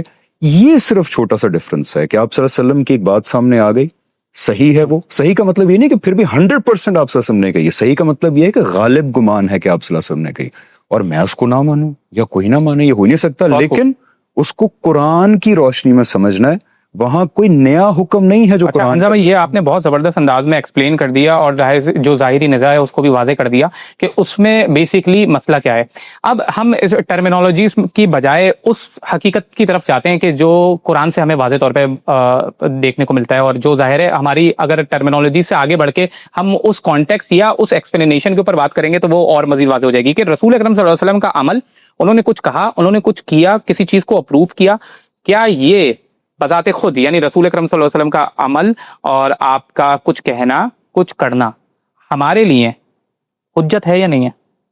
بالکل حجت ہے، لیکن پھر وہی کہ اس کو قرآن کی روشنی میں سمجھنا، قرآن کی روشنی میں سمجھنا چاہیے. اب ظاہر ہے اس کی نیریشن میں اور وہ جس طرح سے ہمارے طرف منتقل ہو رہی ہے اس کے اندر اگر کچھ شکوک و شبہات پائے جاتے ہیں، یعنی اس سورس میں کچھ شکوک و شبہات پائے جاتے ہیں، تو اس کو حذف کرنے کے لیے، اس کو دور کرنے کے لیے کچھ سائنس موجود ہے، جیسے علم اسماء و رجال موجود ہے. بالکل موجود ہے جی. یہ تو ہمارے ہاں ہمارے علم کا متفق علیہ فیصلہ ہے کہ پیغمبر کی نسبت سے جب کوئی بات بیان ہوگی تو اس میں 2 چیزیں ہیں جو کانٹینٹ کے بارے میں دیکھی جائیں گی، 3 چیزیں ہیں جو بیان کرنے والوں کے بارے میں دیکھی جائیں گی. ان کا حفظ و اتقان دیکھا جائے گا، ان کی عدالت دیکھی جائے گی، سلسلہ سند کا اتصال دیکھا جائے گا، جو روایت زیر بحث ہے اس کے بارے میں دیکھا جائے گا کہ علم و عقل کے مسلمات کے خلاف تو نہیں ہے اور قرآن و سنت کے واضح نصوص کے خلاف تو نہیں ہے. یعنی یہ تو متفق علیہ باتیں ہیں، اس میں تو کوئی شخص انکار ہی نہیں کر سکتا. اس لیے نہیں کر سکتا کہ پیغمبر صلی اللہ علیہ وسلم پیغامبر ہیں، اس دین کے جو اللہ نے ان کو دیا ہے، وہ دین کے بارے میں اللہ یہ کہتا ہے کہ آپ نے اس کو پہنچانا ہے. ٹھیک ہے. اور اس کے عقلی، اس کے لسانی مضمرات، اس کی شرح و وضاحت. شرح و وضاحت کیا ہوتی ہے؟ شرح و وضاحت یہ ہوتی ہے کہ اس میں شعر جو موجود ہے اس میں اس کی بنیاد پائی جائے گی، تبھی شرح و وضاحت بنے گی. میں آپ کے سامنے ایک شعر کی شرح و وضاحت کروں اور اس میں وہ چیزیں بیان کروں جو شعر میں نہ پائی جاتی ہوں، میں کہوں میں نے الگ سے میں نے جاری کر، اس کو آپ شرح و وضاحت کہیں گے؟ تو پیغمبر صلی اللہ علیہ وسلم کے بارے میں یہ گمان کیا کیسے جا سکتا ہے کہ جو قرآن دے دیا اللہ تعالیٰ نے، جو سنت آپ نے جاری فرما دی، اس کی ترمیم، اس کے اندر تنسیق، اس کے اندر اضافے، اس کے اندر جو اضافے آپ نے کرنے ہیں وہ رسول اللہ صلی اللہ علیہ وسلم کو خدا نے کہا ہے کہ آپ سنت میں کریں گے. اب سنت میں آپ نے ایک چیز جاری فرما دی، قرآن میں دوسری چیز جاری فرما دی، اور روایات کا ذخیرہ. اور پھر میں آگے بڑھ کے آپ کو بتاتا ہوں کہ ہم لوگوں نے صرف اس پہ کوئی تھیوری میں کام نہیں کیا، ذخیرہ روایات پر کام کر کے یہ بتایا ہے کہ اللہ کے پیغمبر کی نسبت سے جو روایتیں بیان ہوتی ہیں وہ قرآن کے عین مطابق ہے. پہلے قرآن کو سمجھو پھر حدیث سمجھ میں آئے. حدیث کی تدوین کب ہوئی؟ حدیث تو رسول اللہ صلی اللہ علیہ وسلم کی زندگی میں شروع ہو گئی تھی. تدوین کے 2 مراحل ہیں. ایک تدوین ہوتی ہے کہ جب علم کی سطح پر چیزیں مرتب ہوتی ہیں، اور دوسری تدوین وہ ہوتی ہے جب انیشل انڈیپینڈنٹ سطح پہ. تو رسالت مآب صلی اللہ علیہ وسلم کی زندگی میں بے شمار لوگ تھے جنہوں نے روایت لکھنی شروع کی. آپ صلی اللہ علیہ وسلم نے ابتدا میں انہیں منع فرمایا اور پھر تنبیہ کی کہ قرآن مجید سے اس کو بالکل الگ رکھنا, اور پھر ایک موقع پر آ کر اس کی جہت مرحمت فرما دی. لوگوں نے لکھی, لکھنے والے لکھتے تھے, بیان کرتے تھے. یہ جو لوگ اس طرح کی فضول باتیں کرتے ہیں کہ 200 سال بعد ذخیرہ سامنے آ گیا, اس کی کوئی ویلیو نہیں ہے, یہ سب فضول باتیں ہیں, علم سے ناواقفیت کی بنیاد پر ہیں. اللہ کے پیغمبر کی موجودگی میں, آپ کی زندگی میں لوگوں نے اپنے طور پہ چیزیں لکھنی شروع کر دی. اچھا, اس میں ایک اور بات یہ ہے کہ اب کچھ جو روایتوں کا ذخیرے کے اوپر اگر ہم نظر ڈالیں تو اس میں ہمیں دکھتا ہے کہ حضرت ابو ہریرہ رضی اللہ تعالیٰ عنہ یا دیگر اصحاب سے ہمیں بہت زیادہ روایتیں ملتی ہیں. یہ بھی غلط بات ہے, بالکل غلط بات ہے, یہ ایسا بالکل نہیں ہے. ہمارے ہاں یہ نقطہ نظر بڑا عام ہو گیا ہے کہ بعض صحابہ نے ہزاروں روایتیں کر دی ہیں. یہ ٹھیک ہے کہ بعض صحابہ میں محتاط رویہ تھا, جیسے انسانوں کے اندر ہوتا ہے. صحیح ہے. بعض نے اپنا اس کو شغف بنایا کہ ہم اللہ کے پیغمبر کی اس تاریخ کو آگے منتقل کرتے ہیں, لیکن جو انہوں نے منتقل کی ہے وہ اگر آپ مقررات نکال دیں تو چند 100 بنتی ہیں روایتیں, اور ان میں بھی 1-2 ایسی روایتیں بھی نہیں ہیں جو سیدنا ابو ہریرہ نے صرف مستقل بیان کی, باقی کوئی صحابی بیان ہی نہ کر رہا ہو. یعنی وہ ایسا, یہ بالکل غلط تاثر ہمارے یہاں دیا جاتا ہے کہ جی یہ بعض صحابہ ہیں انہوں نے نکل کے اتنی روایتیں بیان کر دی, ان کو شوق تھا روایتیں. ایسا ہرگز نہیں ہے. انہوں نے اپنے ذوق کے مطابق اس کام پر توجہ زیادہ دی. جو روایتیں انہوں نے منتقل کی ان کے مقررات کو نکال دیں چند 100 بنتی ہیں, اور ان میں بھی کوئی ایسی روایت نہیں ہے کہ سیدنا ابو ہریرہ بیان کر رہے اور باقی صحابہ اس سے ناواقف ہوں. اچھا, سب جانتے تھے. اچھا, اسی اختلاف کی وجہ سے, یعنی فار ایگزامپل کہ حضرت ابو ہریرہ سے بہت ساری روایتیں موجود ہیں, یہ تو بات طے ہے. حضرت ابو بکر سے بہت کم روایتیں, حضرت علی سے بہت کم روایتیں. تو انہی اختلافات کی بنیاد کے اوپر تو ظاہر غامدی صاحب کی طرف سے ایک اوپینین آتا ہے کہ یہ وہ وجوہات ہیں کہ جس کی وجہ سے وہ حدیث, بہت ساری حدیث کے ذخیرے کو پھر ریجیکٹ بھی کرتے ہیں. ہرگز نہیں, ہرگز نہیں. یہ بات کبھی ہماری زبان سے نکلی ہو تو آپ اس کا کوئی حوالہ پیش کریں, کبھی بھی نہیں. یہ بیوقوفی کی بات اگر کوئی شخص کرتا ہے. ہم نے کبھی حدیث کے معاملے میں تو آپ سے آگے بڑھ کے کہہ رہا ہوں کہ ہم یہ بحث بھی نہیں کرتے کہ چونکہ اس کو افراد انڈیپینڈنٹ نقل کر رہے ہیں اس لیے میرے نزدیک اس کی وہ حیثیت نہیں. ہم تو یہ بحث بھی نہیں کرتے. پیغمبر کی ذات دین کا ماخذ ہے, پیغمبر جیسے دین دیں گے ان کو اخذ کیا جائے گا. وہ ایک صحابی سے, میں آپ کے صرف علم کے لیے ایک بات آپ کو یہاں بتا دوں, ہمارا جو ڈسکورس ہے اس کو لوگوں نے ابھی اس طریقے سے سمجھا ہی نہیں. ہمارے ڈسکورس میں یہ آپ صحیح روایات کی بات کر رہے ہیں, باقی ضعیف روایت بھی کچھ اس طریقے سے آنسر کر دیں, اس طریقے سے آنسر کر دیں. تو پھر اہل علم جو آپ سے اختلاف رکھتے ہیں اور آپ کے اوپر یہ الزام لگاتے ہیں کہ آپ منکر حدیث ہیں, اس کی پھر کیا وجہ ہے؟ اب میں آپ کو سمجھاتا ہوں. وہ نقطہ آخر میں اس کو زیر بحث لے کے آ جاتے ہیں. اس وقت علم کا فقدان ہے ہمارے ہاں. 200 سال سیاسی تحریکیں, مذہبی تحریکیں, جتھے بندیاں, طاقت کے مراکز, لڑائی کشاکشی سب چل رہا ہے. اس میں ان کو نہ اپنا موقف پتہ ہے نہ ہمارا موقف پتہ ہے. یہ میں دیانتداری سے آپ کو بتا رہا ہوں. اچھا, معلوم ہی نہیں ہے کہ اپنا موقف کیا ہے اور ہمارا موقف کیا ہے. تو ہوتا کیا ہے, ہوتا یہ ہے کہ ایک روایت سے آپ نے ایک انڈرسٹینڈنگ ڈیولپ کی ہے. مثال دیتا ہوں میں آپ کو. ایک روایت ہے کہ بھئی جس شخص کے شلوار یا تہبند ٹخنوں سے نیچے ہو وہ جہنم میں جائے گا. یہ آپ نے اس سے ایک انڈرسٹینڈنگ اخذ کی. میرے پاس آپ وہ روایت لے کے آتے ہیں تو میں پہلا کام کیا کروں گا, اللہ کے پیغمبر نے جو بات کہی ہے اس کی علت کیا ہے, ریزن کیا ہے. اس لیے کہ خدا کا پیغمبر قرآن مجید سے الگ ہو کر کوئی نئی بات نہیں کر سکتے. تو پھر ہم اس ریزن کو دریافت کرتے ہیں. وہ ریزن خود روایتوں کے اندر موجود ہے. صحیح ہے کہ اللہ کے پیغمبر نے فرمایا بھئی تکبر کی غرض سے یہ کام مت کرنا. اب تکبر قرآن کا موضوع ہے تو آپ صلی اللہ علیہ وسلم نے کوئی انڈیپینڈنٹ حکم نہیں دیا. تو اب میں بتاتا ہوں تکبر کے جو مظاہر, جو شاعر جب کبھی جہاں بھی پائے جائیں گے وہ قرآن کی اور ساتھ میں آپ صلی اللہ علیہ وسلم نے جو بات کہی تھی وہ اس دور میں اگر تکبر کی علامت تھی, اجتناب اس دور میں بھی کریں گے اور آج بھی کریں گے. اب میں نے جب یہ بات کہی تو ہمارے ہاں ایک اطاعت کا پیراڈائم بن چکا ہے. فقہ و تدبر کا پیراڈائم نہیں تھا, اطاعت کا پیراڈائم بن چکا ہے جو سلفی روایت سے اٹھا. ہمارے ہاں جو یہ احناف کی روایت, شوافی کی, یہ بالکل وہی روایت تھی جس پر آج ہم کھڑے ہیں. فقہ تدبر وہ تو یہاں تک کہتے تھے کہ ہم قیاس کو ترجیح دے دیں گے اگر خبر واحد سے کوئی اس طرح کا حکم نظر آ رہا ہو جو بظاہر قرآن مجید کے خلاف ہو. ہم یہ کہتے ہیں کہ آپ پہلے قرآن مجید کو سمجھیں. تو یہ جو ہمارے خلاف آپ کو ایک پوری محاذ نظر آتا ہے, وہ کہتے ہیں اچھا آپ نے حدیث سے جو میری انڈرسٹینڈنگ تھی اس کا انکار کر دیا, تو وہ آپ نے حدیث کا انکار کر دیا. بھئی یہ ایسی بات نہیں ہے. حدیث میں آیا من تشبہ بقوم فہو منہم, جو جس کی مشابہت اختیار کرے وہ انہی میں سے ہوگا. اب میں نے آگے بڑھ کے بتایا, کسی عالم نے بتایا کہ بھائی اس سے مراد پینٹ شرٹ نہیں ہے, اس سے مراد ٹائی نیک نہیں ہے, اس سے مراد خود روایت بتاتی ہے کہ رسول اللہ نے فرمایا جعل اللہ رزق تحت ظل الرمی وجعل الصغار لمن خالف امری من تشبہ بقوم فهو منہ. ایک خاص مرحلے کی روایت ہے، کفار کا خاتمہ ہو رہا ہے، اس موقع پر کہا الگ الگ ہو جاؤ ورنہ دنیا سے رخصت ہو جاؤ گے. تو سوڈو انٹلیکٹ اس دور میں جو مذہبیت نے پیدا کی ہے وہ اس بات کو سمجھنے سے قاصر ہے کہ حدیث سے جو آپ نے غلط انڈرسٹینڈنگ پیدا کر لی ہے اس سے اختلاف، حدیث کا انکار نہیں ہوتا. اور اس میں ایک آخری بات میں آپ سے عرض کر دوں جو بڑی تنبیہ کی بات ہے، تحدید کی بات ہے. رسول اللہ نے فرمایا تھا کہ میری نسبت سے کوئی غلط بات نقل کرو گے تو جہنم میں جاؤ گے. یہاں یہ باتیں سامنے آ گئیں، جس بات پر اللہ کے پیغمبر نے یہ نہیں ذمہ داری لی کہ تم جو کہو گے وہ میری بات ہوگی، میں تمہیں تنبیہ کر رہا ہوں کہ اس میں احتیاط رہنا، اس سے ایک نقطہ نظر اخذ کر کے جو تقدیس رسول اللہ نے اپنی بات کو نہیں دی، آپ نے اپنے فہم کو دے دی ہے. اور اس سے جب اختلاف کرتے ہیں تو آپ لوگوں کے بارے میں اس طرح کے فتوے صادر کرتے ہیں. تو حدیث کے بارے میں ہمارا جو نقطہ نظر ہے وہ نقطہ نظر بالکل واضح ہے. رسول اللہ کی نسبت سے جو بات آئے گی اس کو میں علم عقل کے مسلمات کی روشنی میں پرکھوں گا کہ آپ کی نسبت ثابت ہے. جب ثابت ہو جائے گی تو وہ اصل دین کی شرح و وضاحت. ہم نے بھی ایک کتاب پر کام کیا، آپ سوال پوچھنا چاہتے ہیں تو پوچھ لیں. ایک چھوٹا سا بریک کے بعد دوبارہ حاضر.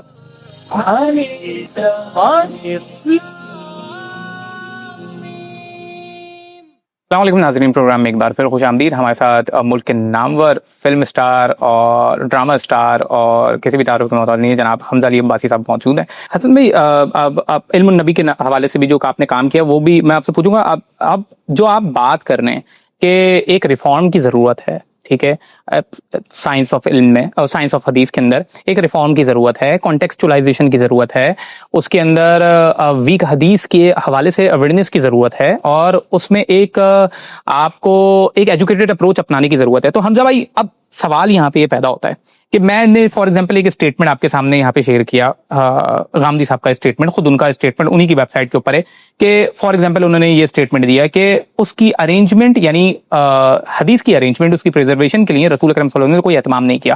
میں نے فار ایگزامپل آپ کے سامنے ایک روایت پیش کر دی. جب اس قسم کے اسٹیٹمنٹس آتے ہیں یا انہوں نے کہا کہ for example it does not add anything to the practice of religion, تو یہاں پر ایسا لگتا ہے کہ ایک ایکسٹریم اپروچ اپنا لی گئی ہے. ٹھیک ہے، حسن بھائی نے جو بات جس طریقے سے پیش کی ابھی، اس میں ظاہر ہے بات واضح ہو رہی ہے اور سمجھ میں آ رہا ہے کہ نہیں یہ کانسیپٹ نہیں ہے، وہ کانسیپٹ ہے. پوائنٹ یہ ہے کہ اگر ہم اس کے اوپر بہت زیادہ ایکسٹریم اپروچ اپنا لیں گے تو ایسا نہیں کہ پہلے سے فرقے موجود ہیں اور ایک اور فرقہ پیدا ہو جائے گا اور اس میں جو ہے نا امت بڑھ جائے گی اور بہت زیادہ پرابلمٹک ہو جائے گی سچویشن. لوگ یہ سمجھ ملنا شروع ہو جائیں گے کہ آپ منکر حدیث ہیں. تو اس میں کیا خود بتاتے خود اس رویے میں بھی احتیاط کی ضرورت نہیں ہے؟ میرے نزدیک تو جو آپ نے غامدی صاحب کے الفاظ نقل کیے وہ وہی بات کر رہے ہیں جو ادھر کی گئی ہے. یعنی فار ایگزامپل آپ صلی اللہ علیہ وسلم نے جو اخبار احاد سے چیزیں پہنچی ہیں جو لوگوں نے آپ صلی اللہ علیہ وسلم کے بارے میں، اچھا انہوں نے اخبار احاد کا یہاں پہ نہیں کیا، انہوں نے نیریٹس کا. یہ آپ دیکھیے نا، یہ آپ نے، میں معذرت چاہتا ہوں آپ کا وقت لے رہا ہوں. ہمارے یہاں ہوتا ہے کیا، یہ آپ نے ایک جملہ پڑھا، اس جملے سے آگے پڑھنے کی توفیق ہی نہیں، پیچھے پڑھنے کی توفیق ہی نہیں. میں آپ کو پڑھ کے بتا دیتا ہوں غامدی صاحب نے جو پوری بات جو آپ پڑھ رہے ہیں وہ لکھی کیا ہے. رسول اللہ صلی اللہ علیہ وسلم کے قول و فعل اور تقریر و تصویب کے اخبار احاد جنہیں بالعموم حدیث کہا جاتا ہے، ان کے بارے میں یہ حقیقت ناقابل تردید ہے کہ ان کی تبلیغ و حفاظت کے لیے آپ نے کبھی کوئی اہتمام نہیں کیا، بلکہ سننے اور دیکھنے والوں کے لیے چھوڑ دیا کہ چاہیں تو انہیں آگے پہنچائیں اور چاہیں تو نہ پہنچائیں. اس لیے دین میں ان سے کسی عقیدے و عمل کا اضافہ نہیں ہوتا. یہ ہوگی بات. اس کے بعد آگے پڑھیں. دین سے متعلق جو چیزیں ان میں آتی ہیں وہ در حقیقت قرآن و سنت میں محصور اسی دین کی تفہیم و تبیین اور اس پر عمل کے لیے نبی صلی اللہ علیہ وسلم کے اسوے کا بیان ہے.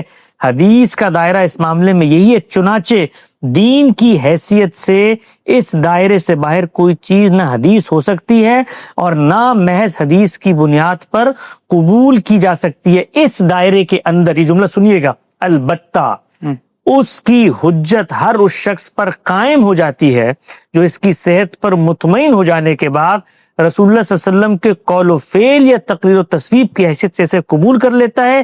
اس سے انحراف، حجیت حدیث کی آپ نے، اس سے انحراف پھر اس کے لیے جائز نہیں رہتا، بلکہ ضروری ہو جاتا ہے کہ آپ کا کوئی حکم یا فیصلہ اگر اس میں بیان کیا گیا ہے تو اس کے سامنے سر تسلیم خم کر دے. اور یہ ہم کس بنیاد پہ کہتے ہیں؟ یہ حدیث سے عقیدت اور رسول اللہ کی نسبت نہیں، قرآن کی بنیاد پہ کہتے ہیں فلا وربک لا یؤمنون حتی یحکموک فیما شجر بینہم. اب آپ دیکھیے کہ یہاں سے ہمارے یہاں علم میں کیا ہوتا ہے. میں نے بڑے بڑے علماء کو دیکھا اس موضوع پہ گفتگو کرتے ہوئے, یہ جملہ اٹھایا کہ جی حدیث سے تو دین میں کسی عقید و عمل کا اضافہ نہیں ہوتا, غامدی صاحب نے انکار حدیث کر دیا. او بھائی جملہ اگر کہیں موجود ہے تو اس سے آگے پیچھے بھی کچھ ہے کہ نہیں ہے. تو بیان کیا انہوں نے تو یہ بیان کیا کہ حدیث میں جو کچھ ہے وہ دین ہے.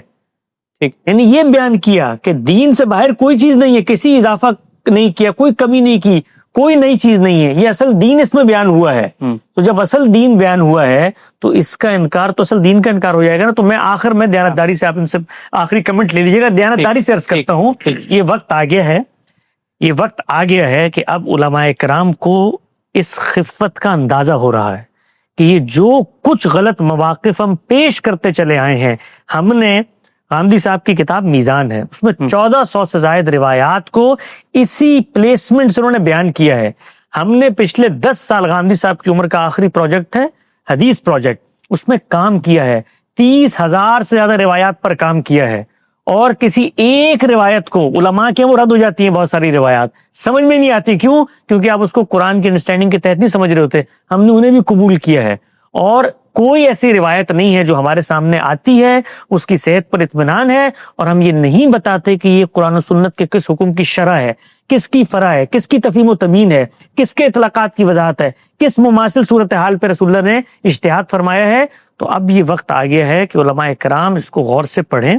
یہ ایک ڈسکورس ہے مدرسہ فراہی کا, یہ وہ احرام ہے کہ جس کو سنگریزوں سے نہیں ڈھایا جا سکتا. یہ گزرتے ہوئے گالیاں دے دینا فلاں منکرین حدیث ہے, یہ فلاں منکرین قرآن ہے, اس کو علمی انداز میں سمجھیں, پڑھیں, تو آپ کو اندازہ ہوگا کہ اس دور میں ان روایات کو جب ان کے اطلاقات سے ہٹا دیتے ہیں آپ تو اس سے الحاد پیدا ہوتا ہے. ہم نے اس کا رستہ روک دیا. بہت خوب. And this is one of the reason why we have invited you, اور ہم چاہتے تھے کہ ظاہر ہے اس کے اوپر ڈسکشن ہو تاکہ جو مغالطے ہیں, جو مسکنسیپشنس ہیں وہ دور ہوں. تو حمزہ بھائی, آپ کے ظاہر ہے اس حوالے سے اب پروگرام کو بھی وائنڈ اپ کرنا ہے, آپ کے حوالے سے اوپینین کے یہ ظاہر ہے دوسری طرف سے بھی یہ غلط رویہ پایا جاتا ہے کہ جس کے اندر اس طریقے کا رویہ کہ بھائی اگر کوئی بات سمجھ میں نہیں آئی تو اگلے کے اوپر کوئی ٹیگ لگا دینا اور اس لیبل کی بنیاد کے اوپر اس کو ایک انداز میں ٹریٹ کرنا یا اس کو دائرہ اسلام سے باہر کر دینا, یہ رویہ ہمارے مسلمانوں میں عام طور پہ, ہماری سوسائٹی میں بالکل عام ہے. تو ایک تو اس کے اوپر ایک بھی آپ ایک کمنٹ کیجیے گا, اور آخر میں کیونکہ آپ ایک بالکل ایک الگ شعبے سے تعلق رکھنے والے اس طرف آئے, اس طرف آنے کے بعد آپ نے بہت سارے فرقے موجود تھے, اس میں آپ نے غامدی صاحب کو ہی کیوں سلیکٹ کیا, اس کے اوپر بھی کمنٹ کیجیے گا. تو پھر ہم لیکن پہلی بات پہ تو میں یہی کہوں گا کہ یہ جو رویہ ہے کہ بجائے کہ آپ علمی طور پہ انگیج کریں, جو ریزننگ دی جا رہی ہے اس ریزننگ کے اوپر تنقید کریں, اس کی بجائے الزامات لگتے ہیں, اس کی بجائے جو ہے وہ ذاتی نوعیت کی جو ہے حملے ہوتے ہیں. یہ بدقسمتی سے آپ کو میں ایک بات بتاؤں, یہ ریسنٹ بیہیویئر ہے, وہی جو 200 سال سے ہماری ایک محکومی کی تاریخ رہی ہے.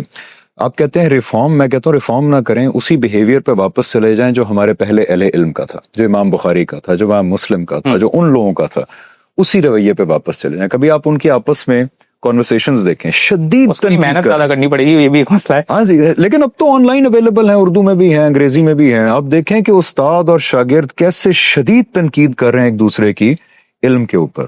وہ رویہ ہمیں چاہیے. اس کے اندر کہنا کہ جی آپ فلانے سے فنڈڈ ہیں, آپ فلانے کے ایجنڈے پہ کام کر رہے ہیں, آپ مغرب کو خوش کر رہے ہیں, یہ الزامات سے میں آپ کو عرض کروں دنیا میں تو نقصان ہوتا ہی ہے, بیکاز دنیا کے اندر پھر گروتھ رک جاتی ہے علم کی.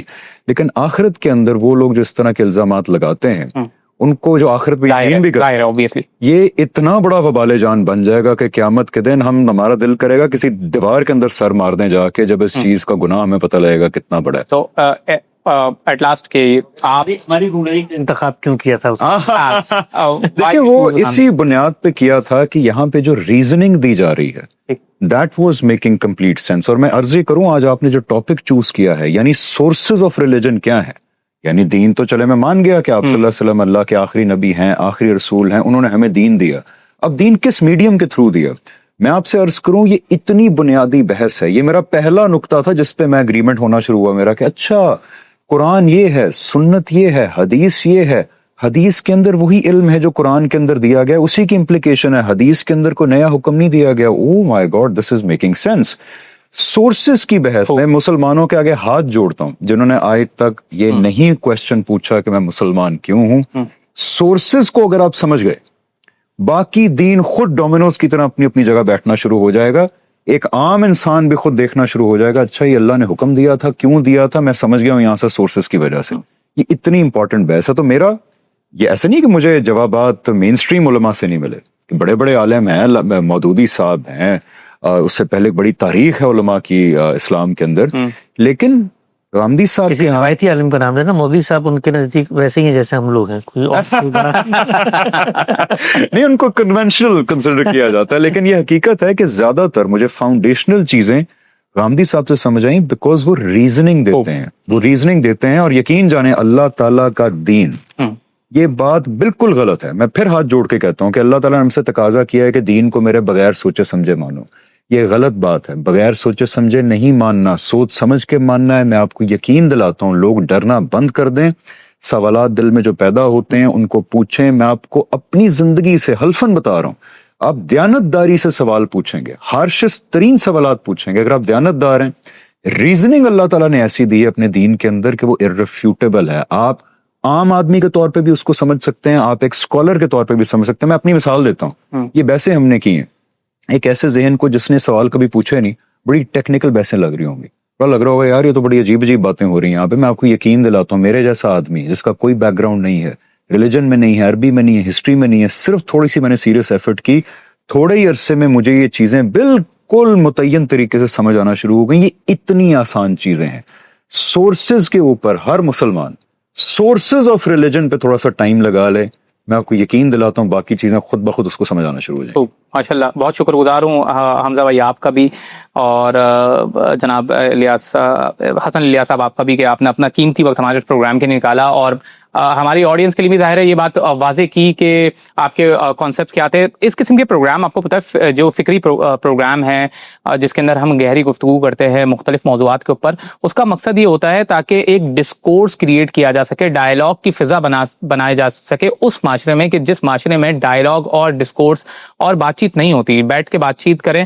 اور اسی لیے اس قسم کے پروگرامز ہم کر رہے ہیں. اس میں سے وہ صرف یہ نہیں ہے کہ کسی خاص کسی ادارے کو پروموٹ کرنا ہے, کسی خاص فرقے کو پروموٹ کرنا ہے, بلکہ اس کے اندر ہمارا موقف, ہمارا مدعا, ہمارا مقصد یہ ہے کہ ڈائلاگ اور ڈسکشن کو پروموٹ کیا جائے اور ساتھ بیٹھ کے بات کی جائے, اور مختلف اوپینینز کو جانچنے کی, سننے کی عادت اپنائی جائے, تاکہ ایسا نہ ہو کہ ہم جس طریقے سے لیبل والا ہمارا ایٹیٹیوڈ ہو گیا کہ کسی کے حوالے سے ہم نے ایک بات سنی, اس کے اوپر ایک لیبل لگایا اور اس کو دائرہ اسلام سے باہر کر دیا. اس رویے سے ہمیں باہر آنا پڑے گا, اس متشدد رویے سے ہمیں باہر آنا پڑے گا. ناظرین, پھر کسی نئے موضوع کے ساتھ, فکری موضوع کے ساتھ, کسی اور لوگوں کے ساتھ, کسی اور ادارے سے تعلق رکھنے والے لوگوں کے ساتھ انشاءاللہ حاضر ہوں گے. تب تک کے لیے اپنے میزبان ولی شیخ کو دیجیے اجازت.